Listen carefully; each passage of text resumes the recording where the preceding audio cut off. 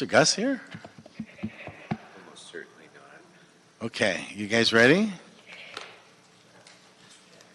So let's start with general public comment. And I will start with Mr. Greenspan and the #1 Bruin fan of Southern California. Mr. Herman, please join us. Mr. Spindler. I hope you didn't leave. Now, is this the general public comment from the special meeting or the regular meeting? We can clarify. Regular. From the regular, okay. And where's Mr. Spindler? He was here. In the back. Mr. Spindler, and then Dan Gus. Okay. Proceed. Okay. Ready? You got the timer? Yeah. Yes. Okay, let's go. Mike Greenspan, thank you for the opportunity to speak. And you know what I'm going to talk about, the transfer of funds. Now, I'm not like those right-wingers that say transfer payments, and it's a code for their hatred of welfare. No, it's talking about transferring funds from a state level where they are just going down this black hole and being totally wasted, down to the local level, where we could have homeless support services. And after all, someone told me that we have about $10 to $15 million of wasted coaches' salaries. Now, Chip Kelly lives in a nice house on $3 million a year, but not everybody makes $3 million a year. So, and of course, Westwood does have a lot of homeless people, so what a good place to take money that will otherwise be wasted on a Bruin football team and actually help people turn the corner in their lives over there in Westwood where UCLA is located and throughout LA County. Thank you. Mr. Herman? Wow, Watts versus the United States. If they ever make me carry me out of LA with my rifle, the first man I want to get in my sight, because unpleasant, sharp attacks on government and public officials is a language all I know in the political arena. Mr. Herman, we're in the Housing Committee. I'm getting there. Okay. When I spoke with Ben Carson and Donald Trump on their visit to California regarding housing and how fucked up housing is and how fucked up the vouchers are and how fucked up Martin Krikorian and the budget is to replace the homes that they gutted out for gentrification, there's only one man in my sight. So fuck you, 42 U.S.C. 1983. God bless America. Thank you, Ben Carson. Fuck Eric Garcetti and Carl Krikorian. Mr. Spindler, welcome. I'm happy That's right. to make it today. So, #1. Oh, that's interesting. Kevin Taylor. Who is Kevin Taylor? And he said he has withdrawn his name from the commission consideration for community and family services. Well, is that the same Kevin Taylor on the night of March 30th, 2017 that was at a meeting I was at Canoga Park, California? Was that the same Kevin Taylor that was on my confidential police report falsely claiming I had a weapon in my car an hour and a half after said meeting? Is that the same Kevin Taylor? Because I just can't figure this out. Now, I get my 1 minute general. And I suggest, Mr. Cedillo, you give me 5 minutes on this item because you got to hear this shit. Now, the FBI would like to talk to this man. Councilman Tarantino, that's your time's up. What? That's a great. The Kevin Taylor, scumbag Kevin Taylor, I think was on my incident, March 30th, 2017. LAPD almost shot me in the head, Mr. Cedillo, that night. Mr. Okay? Spindler. And Mr. Taylor was apparently there on the scene and failed to identify himself. Time is up, Mr. Spindler, but I appreciate that story. I need to Mr. Gus? tell you this. You need to hear about this guy. I'm happy to talk to you after if you'd like. So why can't I talk about it? Your time's up. We're encumbered by the structure. This He's same withdrawn. guy applies for a commission? Really, Mr. Cedillo? Like, I didn't know he was there that night? Dan Gus, Really? calling Dan Gus. Really? Dan Do you Gus. realize what I went through that night? So while we're waiting for Mr. Gus, I nearly Mr. lost my Chairman, life. I just think it's important to note for the record that as the LA, after you'd instructed Mr. Spindler to stop talking, and the LAPD was trying to take the microphone away from him, he was physically grabbing the microphone away from the officer, and he continues to talk now. This is probably 3 minutes after his time has expired. So he's delaying and disrupting this meeting. Was say, I work for the mayor's office. My name is Kevin Taylor. He didn't do that. Mr. Spindler is refusing to leave the meeting. He's not only not talking about Can we city get- business. Maria Fans, John Sachs Jr., Devon Williams. To find out who this man was, Mr. Cedillo. And he's applying for a commission? Yes. What am I to prove? Right? Yours, sir? Devon Williams. Well, thank you for joining us. John Sachs Jr., Gutierrez Luna, Maria Fans. Go ahead, Mr. Williams. This is my first time here. I'm actually from South LA. First housing committee. I know I have a minute, so I'm gonna try to speak fast. But I want to think of solutions to make for the housing crisis, especially in my area, because I was born and raised in South Central. And I talk to a lot of elderly and community members, and I actually go to the city council meeting that they have over there, which is Slack meetings. And I'm thinking of solutions would be like renting out church parking lots for those who live in cars, or other solutions we could do for in the community, because I don't want to generally rely based on funding from the government. That takes a long time to process, and nonprofit organizations. I think like communities can basically come together and try to outreach and advocate and go out and reach these people. I tried this on up. And do I rest my time with the chair? Or? You've done a great job, Mr. Williams. Mr. Williams, do you know by chance what council district you're in? I know I transit between the two, which is the Slack meetings off of King and Western, and I also go to the other meetings at the Baldwin Hills Crenshaw Plaza. But where do you live? Councils. I live off of 41st in Vermont, right by Manual Arts. I'm pretty sure. CD9. CD9. Yeah. You're close. You're close, but we'll take it. We'll take it. Yeah, Those those are good ideas. We'll take it. You can vote for us next time. All right. I have it. Mr. Price, Mr. Kern Price is your council member, and these are very thoughtful ideas, and I'm sure he would Yes. appreciate hearing from you. Thank you.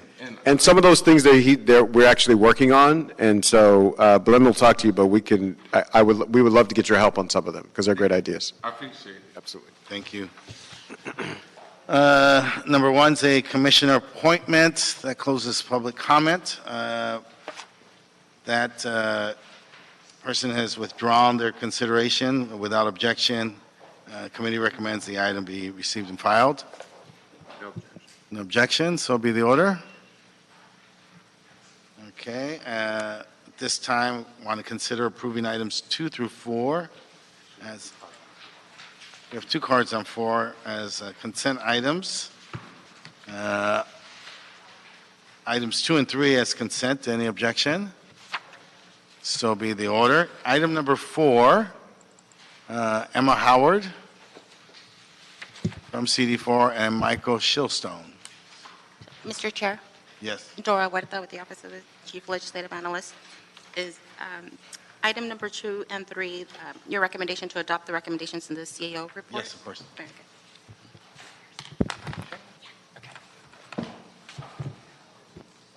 Good afternoon. I'm Michael Shillstone with Central City Association. We're very supportive of efforts to provide housing for all income levels, and we've been working on a number of approaches to address this issue. Housing supply over the past several decades has been so limited that new housing construction has been pushed to the farthest ends of the income spectrum.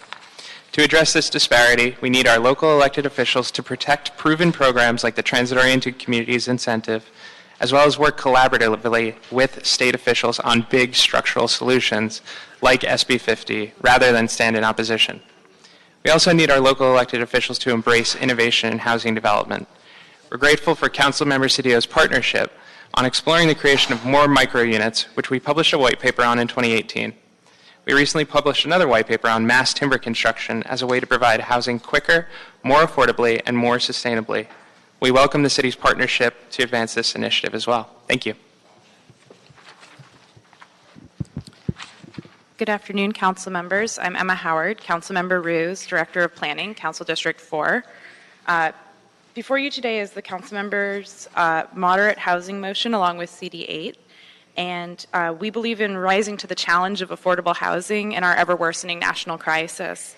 There can be no doubt that the people most desperately in need are those without resources, communities who have been actively disenfranchised across generations. The city must support housing for those in the lowest economic brackets first and most rapidly. At the same time, we need to make sure that those who have recently achieved a modest level of prosperity do not fall backwards into poverty. We know that many people earning above median income are still rent burdened, one paycheck away from slipping out of financial security. They are the young adults just out of college, the families raising their children, the many people we all know who are not in immediate crisis but live on the razor's edge, making too much to qualify for government assistance, too little to have savings set by for times of need. There's a type of housing that academics call naturally occurring affordable housing, such as older buildings and rent-stabilized units in economically average areas of the city. It's where moderate-income people live comfortably. Our housing reports show that we are not adding to the supply of this housing anywhere. And at least in our district, we see the current land values make it so that this type of housing is being torn down for new luxury developments. From 2006 to 2014, the city permitted only 103 new units of moderate-income housing. That's 6.8 units per council district. In the last 4 years, we're doing slightly better. We've entitled 430 units, or 3% of the need. That's 28 units per district. Our calculated need for this 8-year cycle is 14,000 units, and that's an undercount of actual need. This is why we need to help label and identify this population and see what we can do to improve our policies. It's what the council member sees as part of a holistic plan to end homelessness and housing insecurity. Once someone is stabilized in affordable housing, they and their children deserve access to the next rung. Our city's middle class needs a safety net. Our stock of naturally occurring affordable housing needs to be growing faster than our luxury stock. Thank you very much for your consideration. Thank you. Any other comments on item 4? Just want to thank Councilman Rue and say how proud I am to join him in calling for this motion and for looking at this population. I think this is a problem throughout the city, but certainly in my district. Housing is either for people with very low income or very high income. So a school teacher, like no one has come to me with a proposal that would have housing that a school teacher could afford, or a couple that are both school teachers. In the USC area, I get either luxury housing or student housing. But I always ask developers, what about the janitor that cleans up at USC? And what about the cook that works at the LAFC stadium? That's the population that I think we overlook often and don't have the infrastructure to support. And so beginning to examine it and putting ourselves in a position to take a scientific approach, I think, is the first step. Okay. Corey?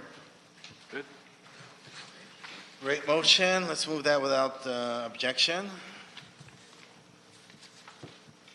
Got that, Madam Clerk?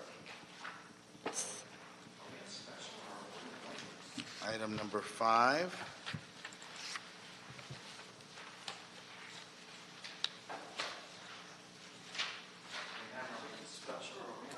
We're on regular, item number 5. Item number 5. What number did you sign up for? think that's what you were called up for in the beginning, at the beginning of the meeting.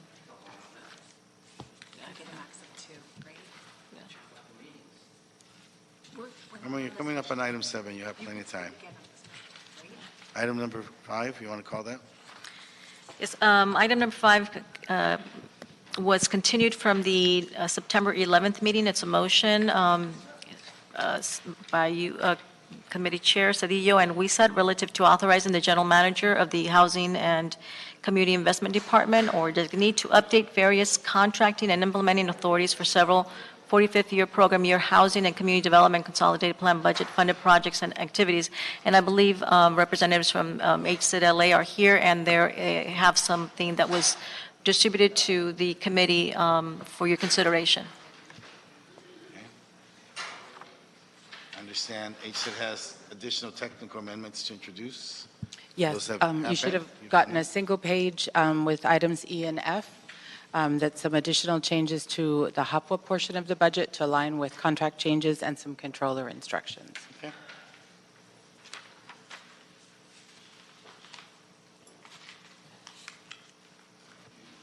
Is that it? Any questions?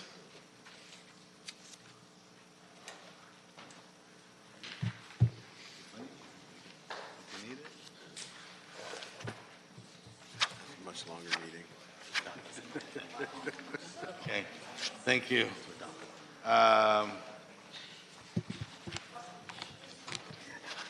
So without objection, we're going to adopt the motion as amended by HCID. Thank you. Item number 6, affordable housing. Oh, go ahead. Madam Clerk.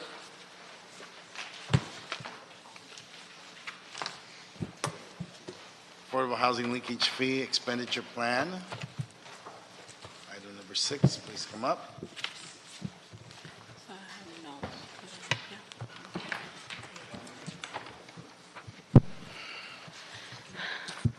So please tell us how the world didn't end on the development side and how we didn't end up housing everybody in the world on the advocate side.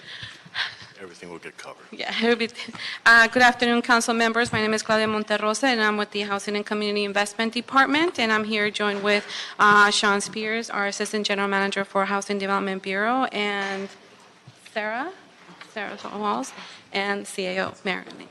So I'm going to give you a brief overview of where we are with the affordable housing linkage fee.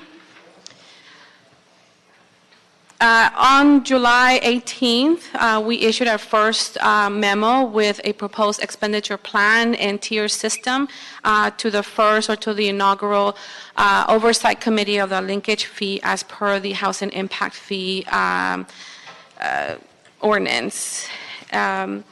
So what you have before you today is the adopted plan from that, along with some technical changes that will be covered by the CAO. But here is a summary of recommendations. The department has offered a tiered affordable housing expenditure fee plan that prioritizes funding amounts and funding percentages allocations for each subcategory for rental new construction, rental preservation, home ownership, and innovation new programs category using the tier system based on the collection of the level of linkage fee. And I will go over that in a little bit of time. The tier system reflects the extensive public engagement process and resulting prioritization of program categories, further reinforced by the council members' motion prioritizing the managed pipeline, preservation, and homeownership programs. For this fiscal year 1920, the expenditure budget prioritizes the above plans as well as allocating unallocated administrative funds among the rental preservation and the home ownership MIPA project or moderate income program, purchase assistance program. This increase will allow for more resources to be dedicated to the preservation of at-risk units and assisting more middle income families with home purchase assistance. We are also providing a recommendation for staffing and administrative support plan for the linkage fee program. Lastly, we have a continuation or moving forward the originally adopted $1.1 million that will work in concert with the Mayor's Office Bloomberg Innovation Funding for accessory dwelling units. which is in the amount of $1.177 million. So now the proposed tier system that's before you is Tier 1, which will have revenue collected of up to $10 million. And the percentages that have been allocated or proposed is up to 15% for administrative purposes, 60% for rental new construction, 20% for rental preservation, and 5% for homeownership moderate income purchase assistance. For Tier 2, it will be the trigger will be a collection of over $10 million, so $10.1 million to $50 million. And the percentages would be as follows. Still up to 15% for administrative expenditures, 50.5% for rental new construction, 14.3% for rental preservation, 12.5% for home ownership for the moderate income program, and 5.1% for the low income purchase assistance program. For Tier 3, if we were to collect over $50 million, the allocation will still continue to be up to 15% for administrative purposes, 51% for rental new construction, 15% for preservation, 10 and 5% respectively for each of the purchase assistance programs, and then an allocation for 2% for innovative housing for the ADU program, and then 2% for brand new call for projects for innovation. As of to date, and what the expenditure plan presents, it's a collection of $5.3 million in expenditure or revenue collected through July of 2019. HSIS unallocated, I think that's all that I really wanted to say in terms of that. I did want to go over some information in regards to where we see the collection of the revenue in terms of the city. And we do have data that as of May of 2019, and to answer your question, Councilmember, yeah, we are collecting enough revenue resources. We are showing that there is an increase and an uptick in the revenue, especially in the last month of August. The full linkage fee impact fee was fully implemented as of June of this year, and we actually have seen an increase from July to August, and we expect the same trending for that. So the majority of the revenue that we are appropriating today comes from new permits of new buildings in the amount of 623 buildings, and a lot of that is single-family home new construction. Interestingly enough, the biggest or the largest majority of these permits are actually taking place in the low market areas. So it's not coincidence that is where there is the most opportunity right now in terms of lower cost values, particularly in the lower income areas of the city. And so with that, I would like to extend the tape to Sean. Sure. So I'll just give a couple highlights of our summary or really our strategy going into this fiscal year. In essence, excuse me, Mr. Spear. Oh, we're trying to do a meeting here. Thank you. So with a little over $5 million in receipts available for this fiscal year, as the council instructed, we are primarily putting those funds to the existing programs, namely around primarily new construction, which would go into the managed pipeline, housing preservation, and essentially reactivating that program, and then lastly into home ownership in the form of down payment assistance. We will, with the staff as proposed in the strategy, we are also then hiring a management analyst and also paying for 50% of the cost and time for a finance officer on the preservation side. The management analyst, along with our program manager, Sarah Wall, will be spending a great deal of their time actually designing the new programs that we would hopefully be rolling out and have be part of the expenditure plan going into next fiscal year. If the trend holds up with 1.8 million in receipts just this past August, we might assume somewhere in the neighborhood of 20 to 30 million going into the next fiscal year. That would essentially put us in the second tier. We'd be able to have innovation program, amongst other things, be able to roll out with those dollars depending on the final expenditure plan that would be brought forward in front of the Oversight Committee as well as to the committee and full council as a whole. That concludes our comments.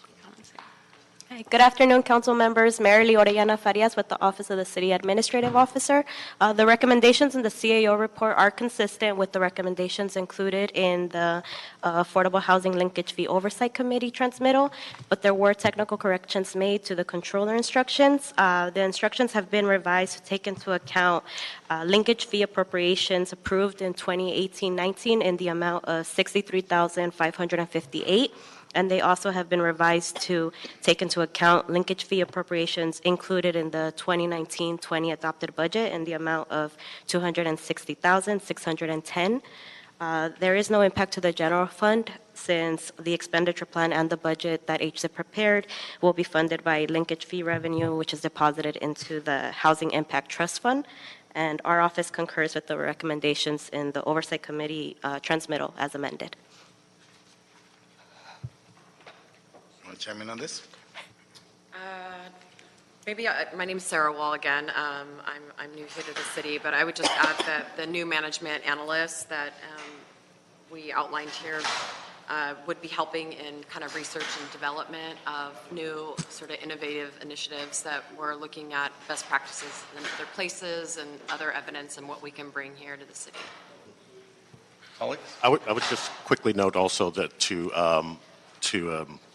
excuse me, to Councilman Harris Dawson's remarks earlier about item 4, the fact that these linkage fee dollars are fairly flexible means that we'll be able to address more than sort of the classic low income and very low income units. We'll be able to do moderate as well. And some of the program ideas that came out of the stakeholder process might actually feed directly into the motion's intended goals at the end of the day.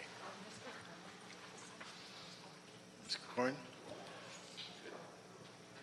I'm interested in the split on new construction versus preservation.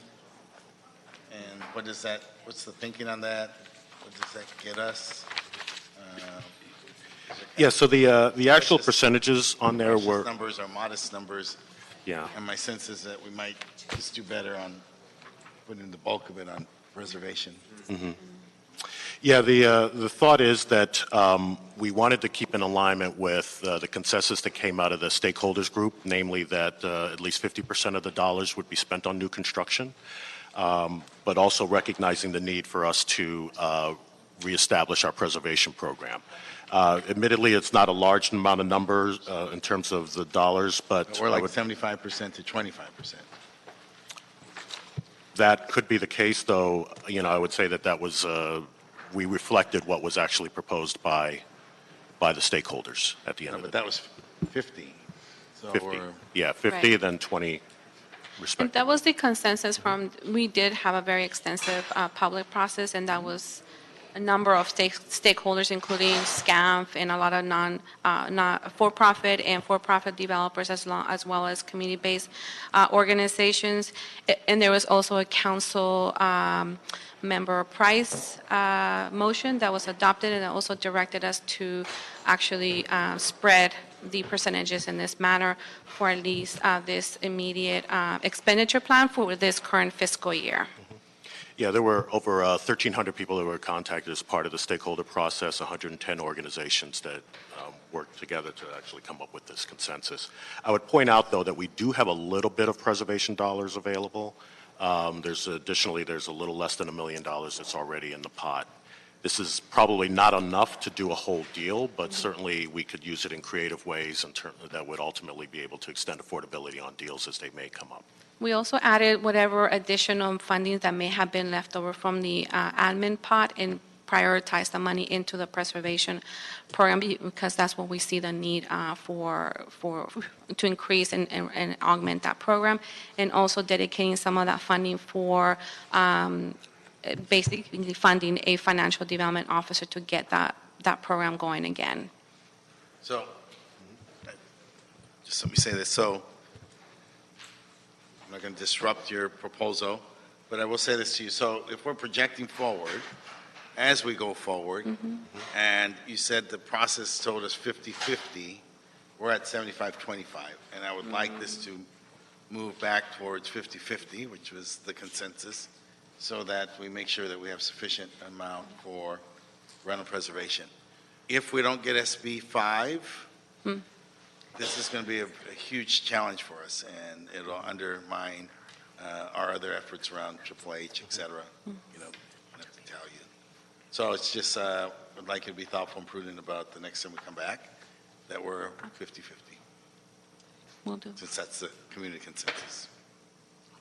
It was 50, 20, 20, and then 5 and 5. Is that what it was? Yeah, Yeah. it was a breakdown amongst 4 different categories. Yeah. Okay.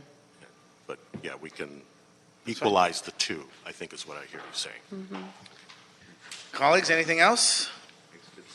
Okay, great work. Thank you guys so much for going through the whole community process and presenting the report. Move to adopt recommendations in CAO report. And was that amended, council member, or is that, was there an amendment that you mentioned, or is that as reported by this, the corrections, technical corrections made by the CAO? The technical correction should be reflected in the CAO report. All right. Correct. Thank you. Now we are at, Oh, Mr. Chair, if I may, it's my understanding that 3 constituents who had signed up for general public comment and multiple items received 1 minute only, and they're asking for an additional 2 minutes each for the other items they signed up to speak on, and I would recommend that you allot them an additional 2 minutes each.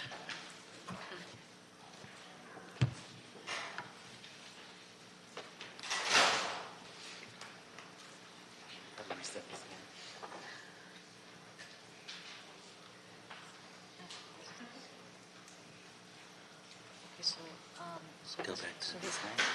You want to go back to them or just? call them up. I mean, it's these guys, like, they're responsible for 1 minute. Right, but then they're saying they signed up for multiple items. I would. Yeah. I would, because I would give them 1 minute for general public comment, and I would give. It looks like you're holding it when I film it. It looks like it's your sign. I would complain if I were you.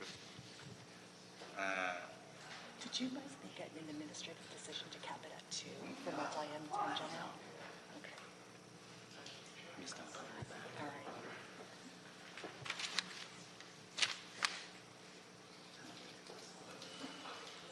There's only 2. There's only 2. Just call Herman, and the young man in the gray shirt. So is he going to give them 1 or 2? I don't know. And I don't know, you can set it out 2. I don't know why the man in the uniform said they get 3, because you can set your own He can do it at 2. So you can give them an additional minute. Well, I already said 2. So just let me do 2.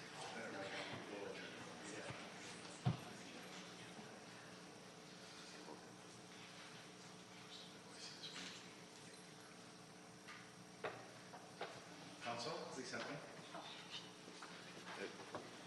So you want to hear from 2 minutes each.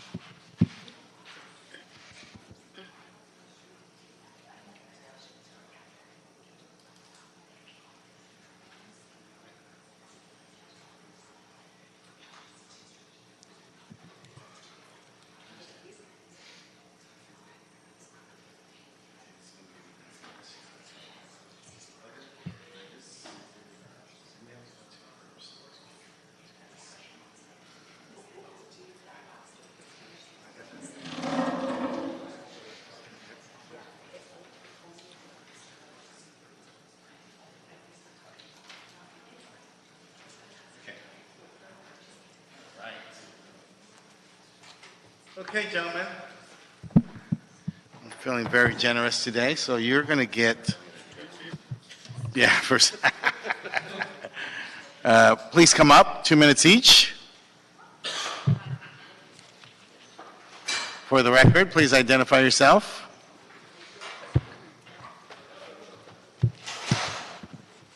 Mike Greenspan. Thank you for the opportunity to speak. Sorry for the little mix-up. A couple of things I do want to mention on these various items. I like the idea of the supportive housing loan program. It shows we're on the right track. It's one source of funding. Of course, Put your thing down, please. If we could get that governor to blue pencil the football budget, there'll be more money in that supportive services. Now, when we talk in item 3 about such things as affordable housing, and I really would like to see some numbers correlated to that word affordable. It just, anything, affordable is relative. If you're a Balmer and you own the Clippers, well, $10,000 a month is affordable for you. Cheap. But, he calls $2 billion a bargain. So affordable really needs to have some hardcore numbers, especially if we're using terms like very low income. I think affordable needs to be given its place. And on number 4 about identifying middle class, hey, in North Florida and the Panhandle, go west of Tallahassee. You have 2 classes of people, a rich and a poor, and no middle class. So I've seen what it's like in that area. Very, very good for the wealthy and very bad for the poor. Years ago, I told my dad back in the 90s, we're the generation that's going to inherit the house. And my dad said, well, that could be arranged. I don't think he got it, and he retired after 40 years as a real estate appraiser. But the idea that we're the generation that would have to inherit because we could not afford it. And as I say, I really would like to see some numbers put next to when we throw around that word affordable all the time. Thank you. Thank you. Oh, yeah. Just like what they said during Downey.org. What affordable housing? When 30 individuals, women with their children, and a few individuals that have disabilities are losing their rent-controlled home. Fuck you. And then the city-owned property, mixed-use development of affordable city-owned property. Fuck Joe Buscagliano and the Italians who run their fucking racketeering with Seabreeze and cunt Janice Hahn. Fuck you for the record, bitch. And then we got Harris Dawson off of Jefferson and La Cienega. Dumb niggers building the Tower of Babel. For who? Not for his residents, because he's bringing treason to African Americans and minorities who fucking can't live in their own fucking community, asshole.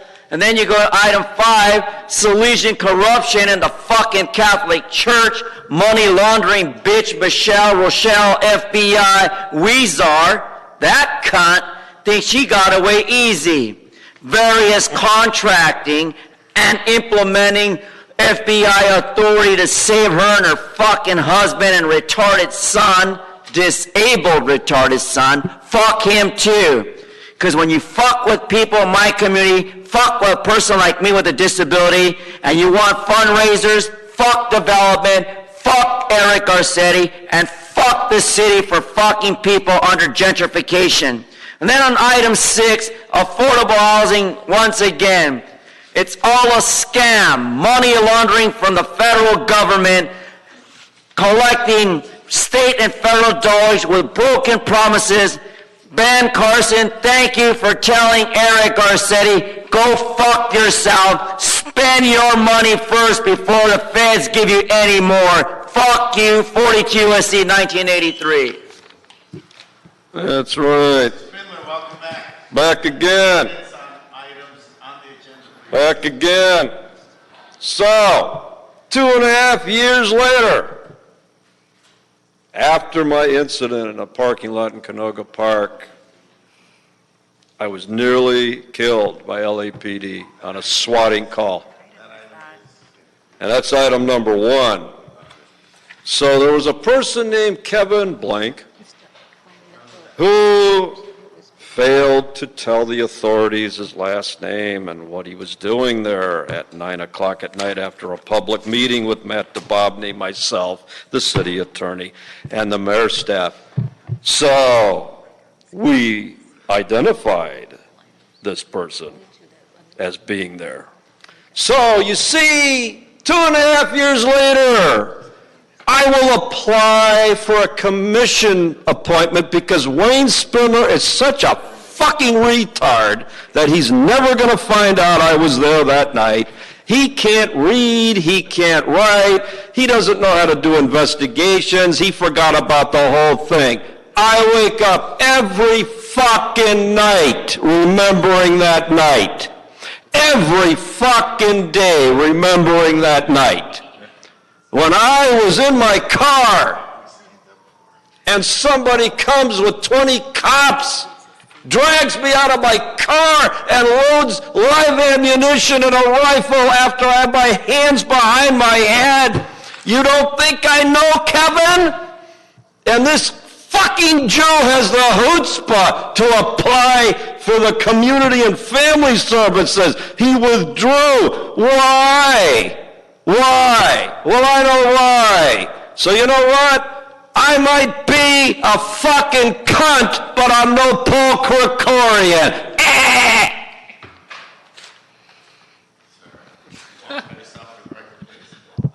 Corey Schmidt for the record. Okay, so let's start off with something easy. I was going to talk about number 3 in regards to 9th Street, turning the parking lots into affordable housing. Definitely down for affordable housing. Something of concern to me is the parking downtown. There's like none here. So I would prefer housing over parking, but at the same time, I'd like to see some sort of something in regards to the parking down here as well.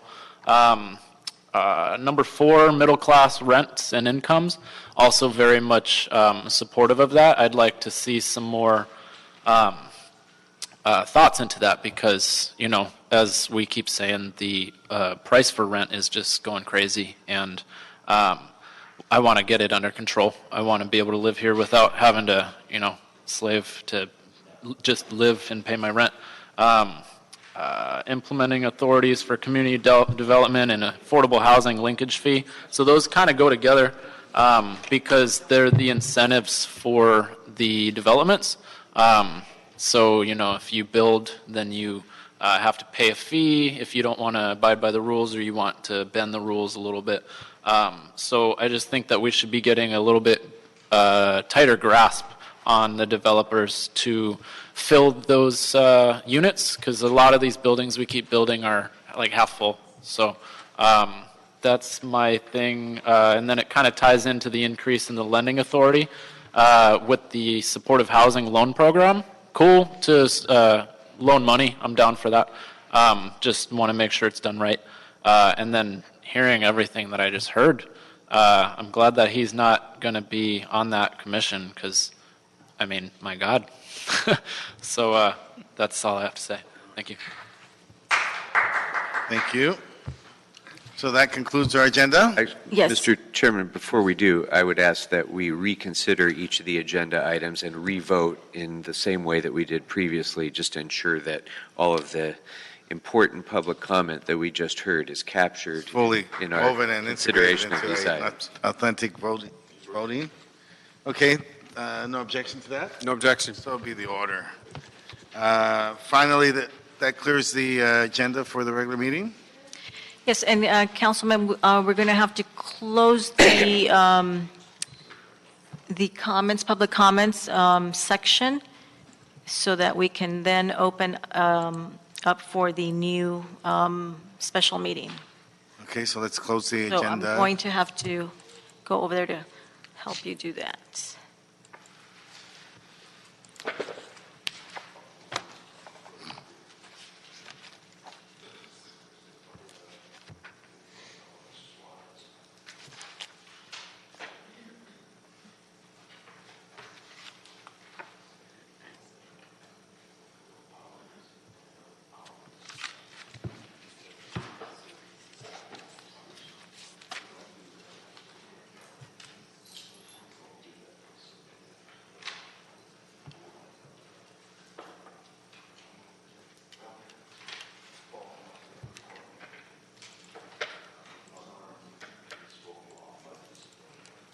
Okay, we're ready to go.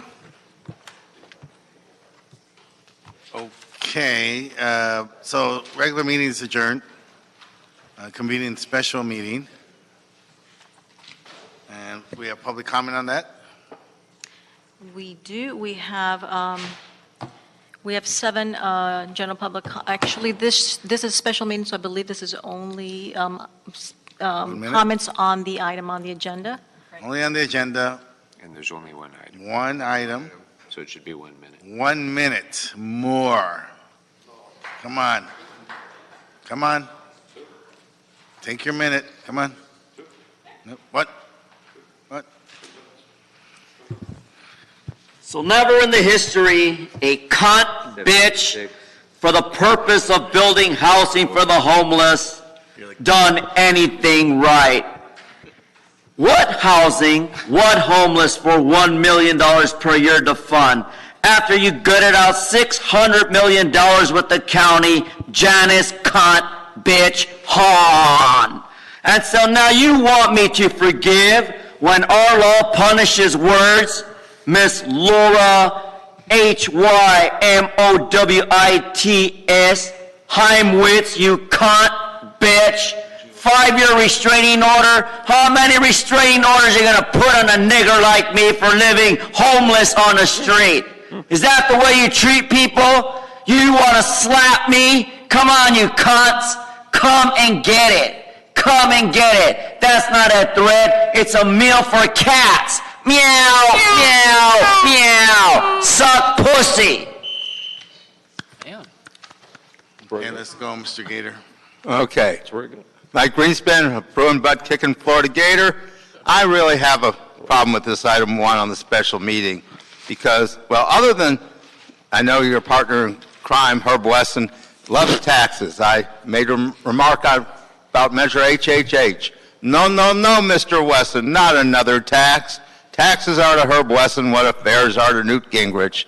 Neither has ever seen one they didn't like of their favorite category. Well, we can't do much about Newt Gingrich's affairs unless we send him 57 million miles to Mars. But we can do something about Herb Wesson's taxes. We can vote against them. And don't worry, Herb Wesson will always come up with more taxes. Now, I know you two guys, Mr. Corey and Mr. Cedillo, have been in the legislature. You can put a tax increase on the ballot for the state, but we will not have a city income tax. That's completely unconstitutional. And speaking of taxes, the Gadflies won the election on June 4th. Thank you. All right. So now we're on the special. 3D nigger printing housing. $1 million nigger tax per year. Why? Why are we all niggers? Why? We sit in our cars and speak on cell phones after meetings, and they have city staffers call the CHP, who calls the LAPD, and then says somebody has something in their car. Why? Why are we doing this? We don't need 3D printed construction. What we need are resignations. The entire council needs to resign. The mayor needs to resign. That's why Herb Wesson's tiny little nigger mouth needs to keep closed, because the FBI is going to ask him some questions. Have a cigar. Fuck you. No more money for you fucking cunts. Corey Schmidt for the record, just as I always say, in case you guys don't know, it's a public forum, and it's all speech is protected, even though it's very far to the right. Anywho, I like the idea of 3D printed. I think that technology is pretty cool, though I'm not sure how you guys are intending to do it or anything. I'd like to know more about that, but putting it on, my main thing is, okay, so taxes, but ultimately we keep building more housing, and I know we need to, but like the demand, you know, when are we going to take care of the demand for, you know, all these people keep falling into homelessness? I want to kind of tackle the other side of the equation besides just the after effect once they're in homeless. How do we prevent people from falling into homelessness? That's all I was going to say.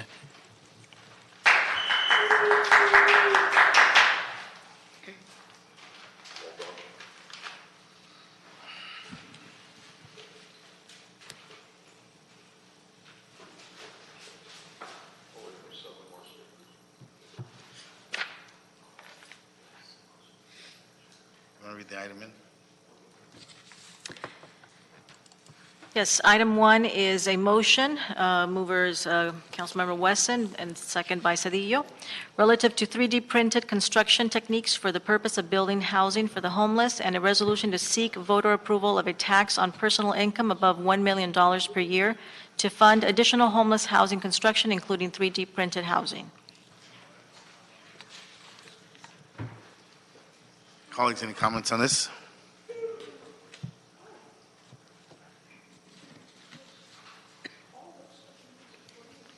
So I'm interested in bifurcating. There's 3 motions here, and I'd like to bifurcate the funding aspect of it so that they are, each one could stand alone, but I think those 2 at the top are tied to each other, and I think the funding aspect could stand on its own and not necessarily be encumbered or tied to the 2 prior action items. Any objection to bifurcating? Nope.